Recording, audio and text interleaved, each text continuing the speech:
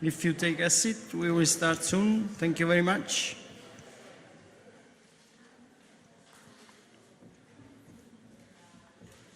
Many thanks. So we are going to continue our session, our roundtable about the different solutions and applications for the agricultural sector. And it's a pleasure for me to introduce Andrea Cruciani, CEO of the Agricolus, who is going to talk about digital and space solution for agriculture, the case of Agri-Track Full Decision Support System Stack. Thank you very much. Andrea, the floor is yours. Good morning. It's tough to start after eating and drinking, no alcohol, luckily. But I'm Andrea Cruciani, CEO and co-founder of Agricolus. Agricolus is a startup started in Italy, the center of Italy, Perugia. But now we are spreading. We have now a new company and a subsidiary in Spain, and we are spreading in Europe mainly. What we do? We do what we have seen already, but we are focused on the agri-food chain. So we try to use different sources, different kind of data sets to support agri-tech, but also the agri-food chain.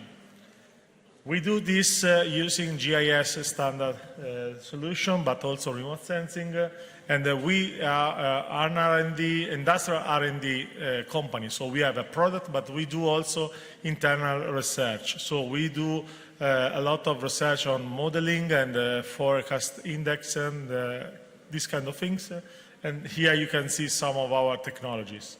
And just to say some numbers, we are now in 82 countries with 8 languages in the platform, and we have active more than 10 projects, but we have done several European projects because we have used the R&D project from Europe, but also from European Space Agency and so on, to support the growth of our platform. And these are some of our interaction also with the ESA, and we are now working in an ESA Incube project that is supporting us to bring Agricolus from the actual version to the second version of the platform, where we want to improve a lot the integration, and we will see how. And then we have also active some projects in the IRIDE constellation. We are the prime contractor for ESA public local authorities project for the small woody features is the name of the project. And we are working in several ecosystem, European ecosystem. I'm also the Mission Support Committee chairman of the Fiber Foundation in the agri-food sector. So, what we are doing, this is the timeline that is not so important, so I go quickly. We are trying to do these kind of things. We have a lot of inputs, data sources that come from, as I was telling you before, different sources. But what we are missing is the capability to control what's happening in each single parcel with the same kind of homogeneous data. So the problem is that we have many spatial data that are spread and distributed across the land, but we have a lot of other punctual data, for example, agro-weather data, but also all the models that start from agro-meteo. So, for example, pests, disease, water balance, nutrients, and so on. We need to have a comparability between different layers. And to provide a specific feedback on each square meter for the farms, for the agro value chain, we need to specialize all this kind of data. As most of you know, specialize is not just a medium problem, it's a more complex problem. And all this project is aiming to bring this comparability between all the layers of data that we have to reach the status of digital agronomists. Because the fact is that it's important that I can say in this spot of your land, we see some problems from the NDVI. From this model and this model, we say that it's not this kind of problems, but we have also another model that say that it may happen that this is the problem. If this is comparable with the satellite, we can tell you exactly that the risk is 80% that you have this specific problem, not just a specific and not specific vegetation index problem. And I go quickly on this. These are what we are doing to different level from the models and the test farm and so on. And this is the other project, the small woody feature project that we are doing with the local public authorities with the IRIDE ecosystem. And in this we are using now Sentinel-1 and 2 to detect this small woody feature, so small part of vegetation that are not in the crops, but can be also in the cities. We have some Italian public authorities that are the test for this kind of project, but we'll extend this in the second phase as all this kind of project with the IRIDE constellation to have already our indexes ready, but we will have other indexes adapted to the IRIDE constellation. We have also, and this is a project that we are doing with Egeos, but also Planetech. In the other project, we are supporting more the agricultural kind of problems. I've been very quick because it's late for all of you. The thing that I want to remark as a final phrase is that we are supporting the sustainability in all the agri-value chain. We are working in the field with agriculture, with the agri-tech and with the agro-industry, but also we are working with public administration to provide the same kind of indicator at a larger scale for more quality and not quantity evaluation. If you are interested, these are our website, and if you want, I'm here for a few minutes after my speech because I have to travel for 6 hours, but it's been a pleasure. Thank you for inviting me. Thank you very much, Andrea. I think you remarked again the importance of integrate heterogeneous different data for this kind of application. Also the importance to reach from the single farmer to wider areas at a larger scale. So let's move to the next speaker, who is Mauro Manente, which is COO of Latitude 40, and he's going to present Laura, Latitude, a manned rover for agricultural solution. So thank you, Mauro. The floor is yours. Thank you, and thank you for giving us the chance to present what we're doing using a mix of satellite images and GNS as technologies and an unmanned rover. By the way, I'm Mauro Manente. I'm the CEO of Latitude 40. We are an Italian company based in the south, in Naples. We have an ESA big alumni, and we specialize in applying artificial intelligence to satellite images to provide what we call actionable insights for cognitive places, so places that learn from data. Our focus is on two main fields. The first one is smart cities. We are involved with also in the IRIDE project managed by ESA for the Italian government with the service value chain, so a service that at the moment is using Sentinel-2 images to provide information about urban Thailand.